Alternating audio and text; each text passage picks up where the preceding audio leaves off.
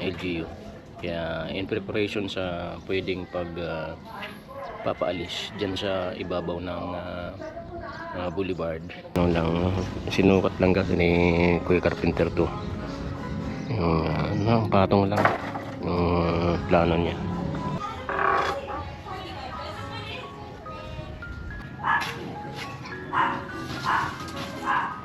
Tuloy pong pinagtatrabahuhan yung extension na tindahan ni Mama dyan sa may boulevard.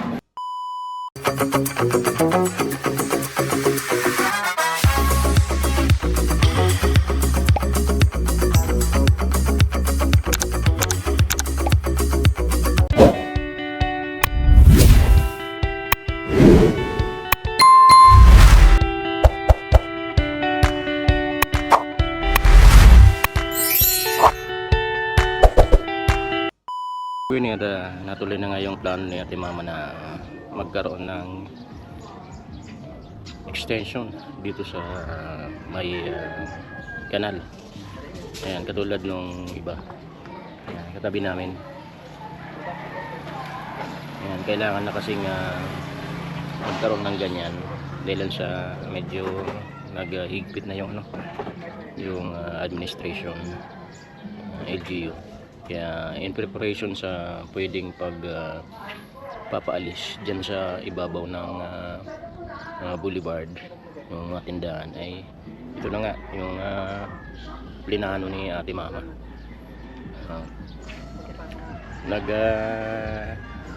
Utang na naman siya. Utang siya ng paggawa nito. Kaya yan, nisimulan na Kuya Carpenter. Simulan na nga pagposte na. At yun na, ongoing yung ginagawang pagpuporma dito sa lilipatan ng tent. Ayan, at sa likod yung isa pang tent, pero hindi na yun ipapatong dyan kasi sira na yun. Mag-ano na lang, puporma ng mga nagamit ng coco lumber dito sa paggawa sa new project. Yun ang gagamitin dyan para less yung gastos, at saka siyempre para mapakinabangan din yung mga kahoy na nakatambak dito. Yan, sana ay okay pa yung kalatan ng kahoy, kasi yung iba marupok na. Meron pa namang maraming pwedeng magamit dyan, kasi syempre ilang buwan din yung paggawa dito sa new project, at yun ang ginamit. Syempre hihina din yung tibay ng kahoy, kaya meron pa naman na magagamit. Ayan, sila Kuya Carpenter to ulit, si Edwin yung gumagawa.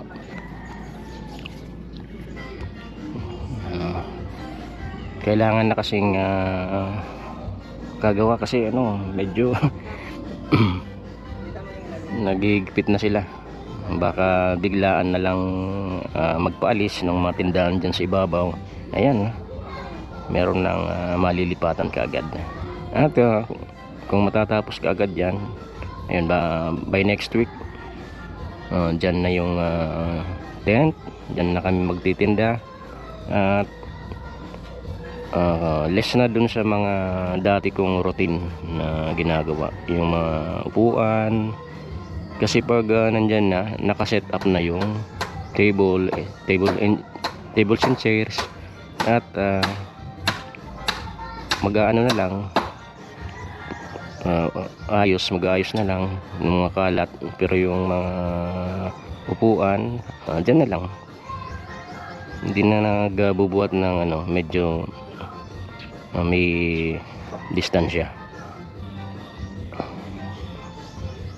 Yan, araw ng linggo po ngayon, at salamat naman at napagbigyan tayo nila Kuya Carpenter to, kasi may yan mga kontrata naman yan, hindi yan nawawala ng kontrata.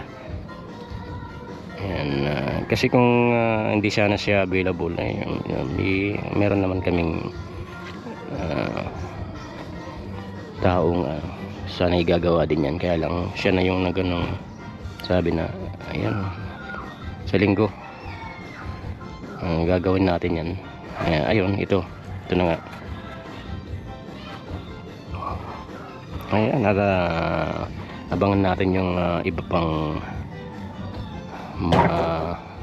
magagawa dyan. Ano lang yan, diyan sa gilid ng new project. At sakop na niya yung itong kanal, yung uka. At yung baba niya ay dito na sa malapit sa pintuan. May pintuan ng main gate itong new project. Kaya madali na lang yung mga mag CCR. Hindi na bababa dun sa matarik na hagdan. Madali na lang. Konti na lang yung hakbangan nila papuntang CR.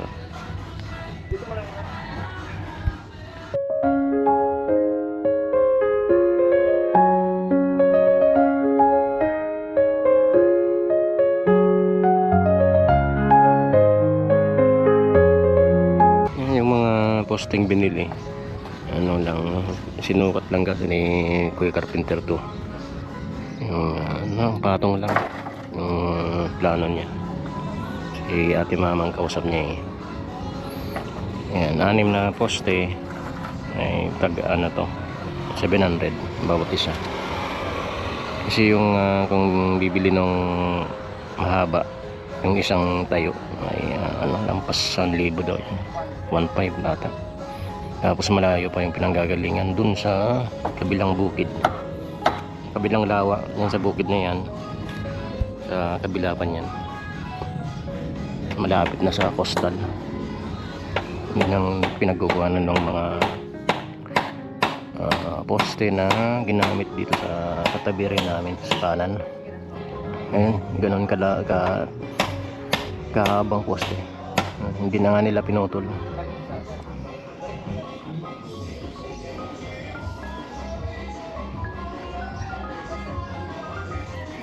Ano yan? Tatlo. 6.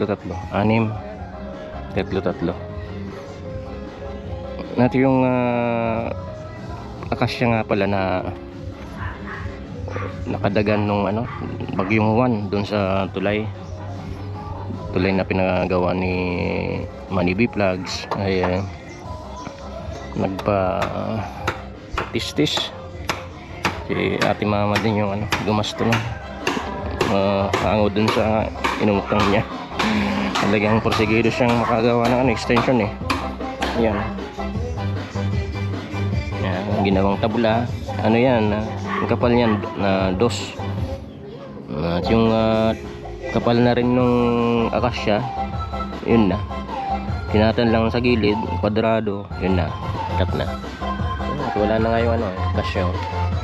Kasi delikado din yun sa delikado din sa bagyo. Pag bumagyo ulit, baka yung bahay dun sa unahan yun ang mabagsakan kasi masyado nang malaki yung sanga nung akasya. Masyado nang malaki yung katawan nun, kaya talagang pinaputulan ni ate mama. Isa naman disgrasya na pag may dumating namang malakas na bagyo, ayun, baka siraan na nun yung tulay.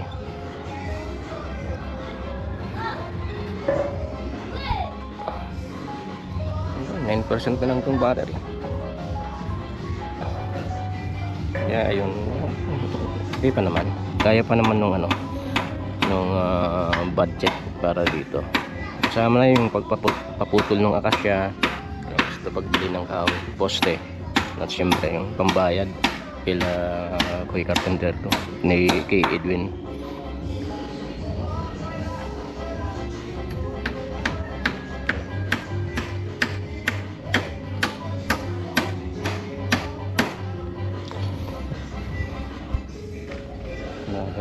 Tingin ko baka kulangin pa tong kahoy na to yung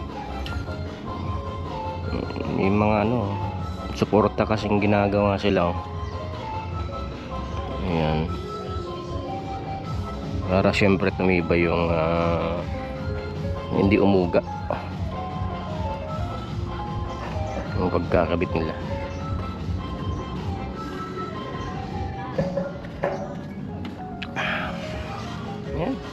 Turmeric tong ininom ko ngayon. Oh. Ito yung ininom namin ni ate mama. Nag-order siya online. Turmeric powder na may halo ng lemon.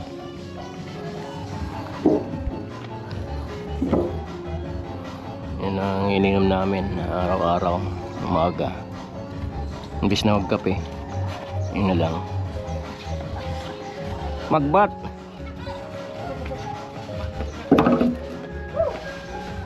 Magrang maray ay. Matanda na yung kahoy, kaya talagang masyadong mabigat. Huhulog na lang nila.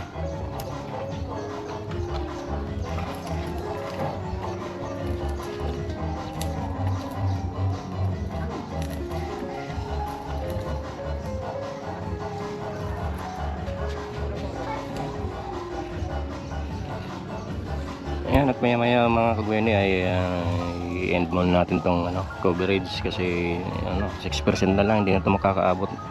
Tapos maya maya pag okay na yung charging, babalikan natin yan.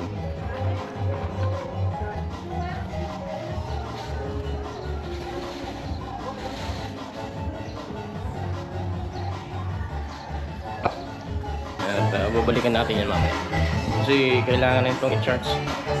Hanggang sa muli po. A few moments later. At unti-unti na nga pong nabuo yung ginagawang extension dito sa likod ng tent na blue. Ayan. Ayan yung lilipatan nila. At nagalungkat sila Edwin at Kuya Carpenter 2 ang mga kahoy na gagamitin para dyan.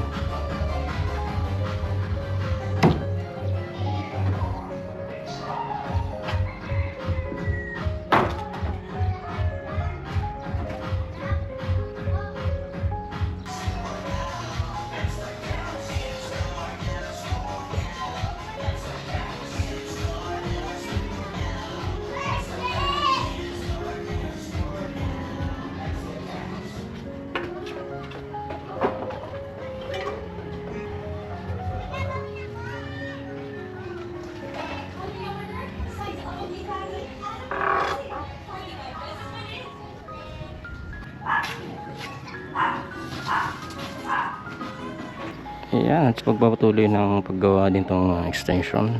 Ayan, sobrang init ngayon.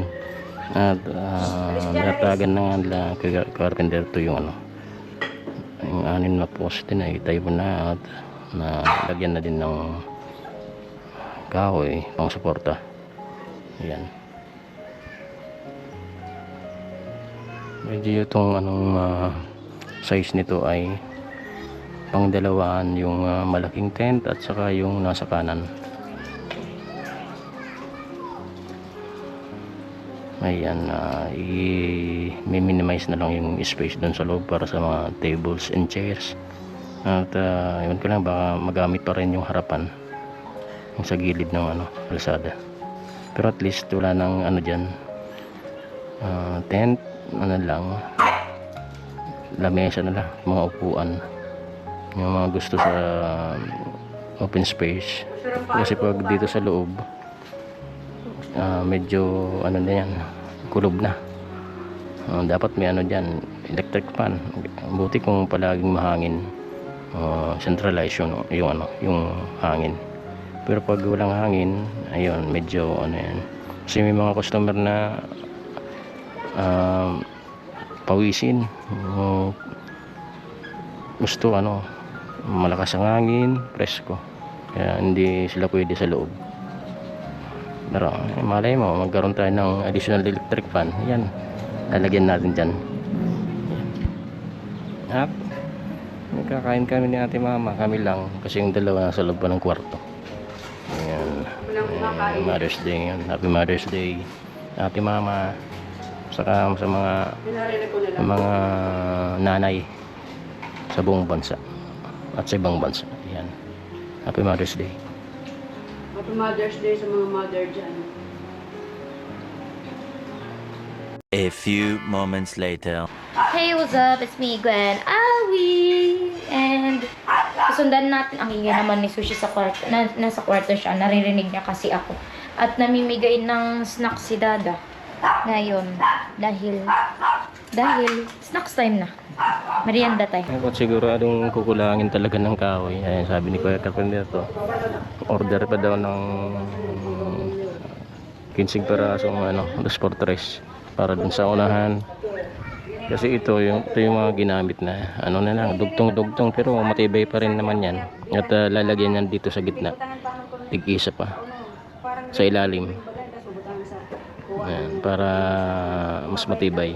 Kasi ito mga dugtong-dugtong na to, kung wala yan sa gitna, sa ilalim, ay bagsak. Yan. Ayan. At yung ibang dos por dos, yun na lang daw ang lalagay sa dingding. Lagay sa gilid. Ayan. At least pa rin, nakatipid pa rin. At napakinabangan yung mga kahoy na pwede pang magamit. Yung ginamit dito sa bagong project. Ayun. At tatapusin na muna ito bago ilipat yung tent. Pag nakapaglagay na ng saig, ayan, lipat na. Tapos ayusin na lang, set up. Kaya siguro baka pag ganun yung nangyari, baka hindi naman makapagtinda isang araw ay isang gabi. Kasi siyempre mag-aayos. Okay lang naman kasi sa ngayon ay medyo matumal yung bintahan. Lang yung siguro magwa 1 week ng yung customer, isa, dalawang table, 3. Ayan. Dito nga sa mga katabi ay minsan wala talaga, kaya maaga silang nagsasarado. Dito sa amin kahit paano ay merong customer, hindi rin si zero. Yan. Yan naman update na dito sa extension na ginagawa para sa paglipat nitong tent. Yan, nilipit dito para mas belo, tsaka pag umuulan, yun, may na, safety na yung customer. The next day. Ayan po, gagawin nito sa sobrang init. Ayan, kakapasok. Dumating na nga yung additional na lumber na dadagdag dito sa saig. Kasi kulang naman itong saka pangit na ito, hindi na kumpleto. Tapos ito pipill upan na lang para mapantay siya.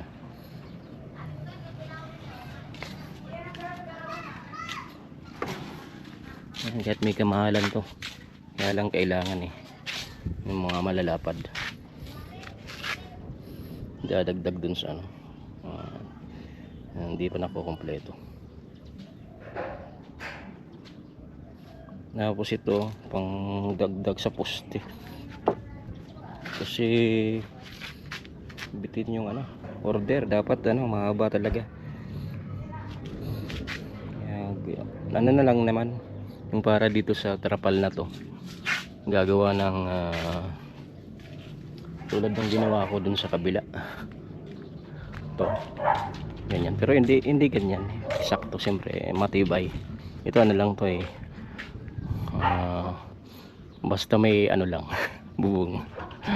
Pero yung gagawin sa sa likod, siyempre matibay kasi yung ilalagay ay itong makapal, mabigat to, itong trapal na to. Kasi ito hindi na to pwede, itong tent na to, kalakal na to, marami ng putol, hindi na pwede. Tapos dito bakante na, parking area na lang to. Kaya kung halimbawa medyo marami yung customer, pwede pa naman dito sa gilid, basta wag dito sa kalsada. Yan, kasi bawal na bawal na sa kalsada. Kahit nga doon sa sa dating pinipwestuhan, yung dating pinag-aakutan ko ng mesa at upuan nung una, bawal na dyan, pinagbawal na nung pulis. Tapos dito minsan nakakapaglatag pa kami dito, kaya lang talagang hindi na pwede. pwede dito na lang sa gilid. Ayan. Pag nabakante na to, open space, yung parking area. Ayan. Dito sa harap, mababakante na din doon kasi lilipat na tong ano, tent dyan sa ginagawang extension. At si Edwin lang ang trabador ngayon. Wala kasi Kuya Carpenter to, nasa ano, may kontrata siya eh.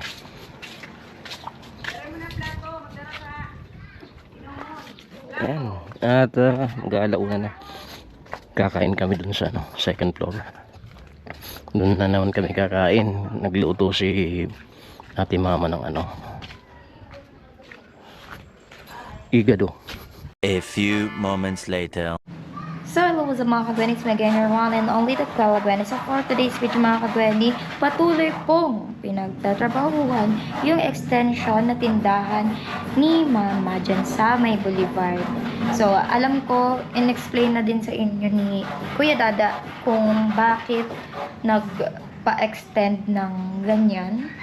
So, yun na. Ngayon, i-update ko lang kayo kung ano na yung naipagpapatuloy ngayon ni Kuya Edwin. So, sa na-observe ko ngayon, siya lang mag-isa ang nagtatrabaho ngayon. Di ko alam kung tulog si Dada. Yan siya.